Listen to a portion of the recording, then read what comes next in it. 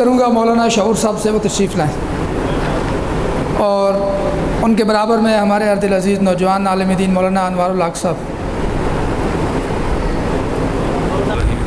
بسم اللہ الرحمن الرحیم، نحمد و نصلی علی رسول الکریم، اما بعد۔ آج پہلی مرتبہ آزاد کشمیر اہل سنت والجماعت کے زیر اہتمام طلباء کرام کے درمیان اس ہونے والے مسابقے میں اللہ تعالیٰ نے شرکت کی سعادت فرمائی۔ یقیناً یہ ہمارے لیے باعث سعادت ہے۔ میں صرف دو باتیں کروں گا۔ پہلی بات تو یہ ہے کہ علم جاننے کا نام نہیں ہے، عمل کا نام ہے۔ اور اس ضمن میں گزارش کروں، جب ہماری فراغت ہوئی بندر ٹاؤن سے تو ہم تقریباً 11 ساتھیوں پہ مشتمل ایک گروپ تھا۔ ہم نے طے کیا کہ ملک پاکستان کے جتنے بڑے بڑے علماء کرام ہیں ہم نے ان سے ملاقات کرنی ہے اور حدیث کی اجازت لینی ہے۔ ہم چلتے چلتے پنجاب کے ایک شہر، ایک قصبہ بالکل دیہات سا تھا، جہاں پہ اس وقت بھی 2011 کی بات بتا رہا ہوں، اس وقت بھی زندگی کے روزمرہ کے معمولات جو ہیں ان کو پورا کرنے کے لیے انتظام نہیں تھا۔ اور آپ میں سے کس کس نے مطالعہ کیا؟ رحماء بینہم کتاب ہے، 4 جلدوں میں مطالعہ کیا کہ کسی نے؟ آپ نے؟ اس کے جو مصنف ہیں مولانا عبد النافع رحمۃ اللہ علیہ، انتقال ہو گیا ان کا۔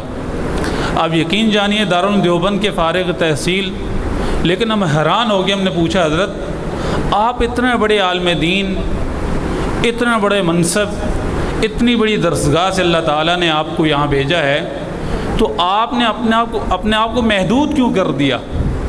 تو کہنے لگے بیٹا ایسا نہیں ہے، اللہ نے جہاں میری ضرورت کو محسوس کیا مجھے وہاں بھیج دیا۔ تو عزیز طلباء کرام، خطہ آزاد کشمیر مصائب و آلام کا نام ہے، جہاں پہ وسائل کی انتہائی شدید قلت ہے اور مسائل کا انبار ہے۔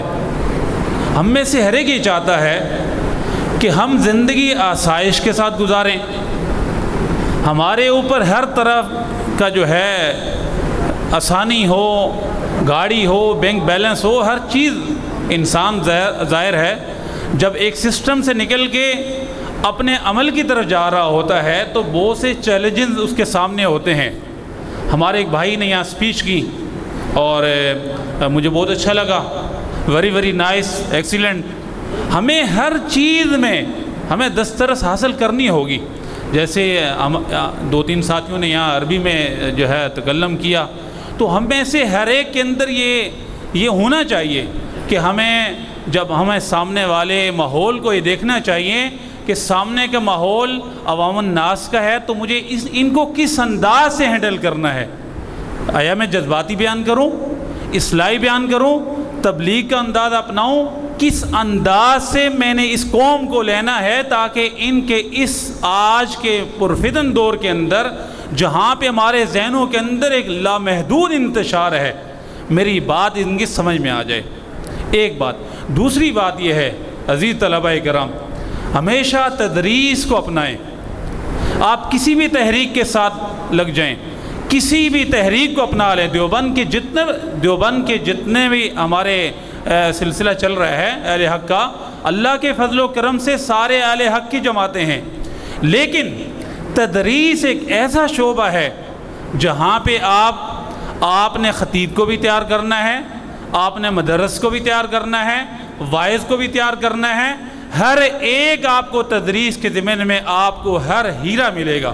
تو مجھے امید ہے کہ عزیز طلباء کرام انشاءاللہ العزیز جو دورہ حدیث کے اندر ہیں، جب عملی زندگی کی طرف جائیں گے تو آپ کوشش یہ کیجئے گا کہ آپ اپنا رخت سفر جو ہے وہ کشمیر کی طرف باندھیں، تاکہ وہاں جو مسائل ہیں، قادیانیت ہے، شیعت ہے، بہت سارے اور جو ہے فتنے ہیں، ان کا سد باب کیے جا سکے۔ اللہ تعالیٰ ہمیں سمع اور عمل کرنے کی توفیق عطا فرمائے۔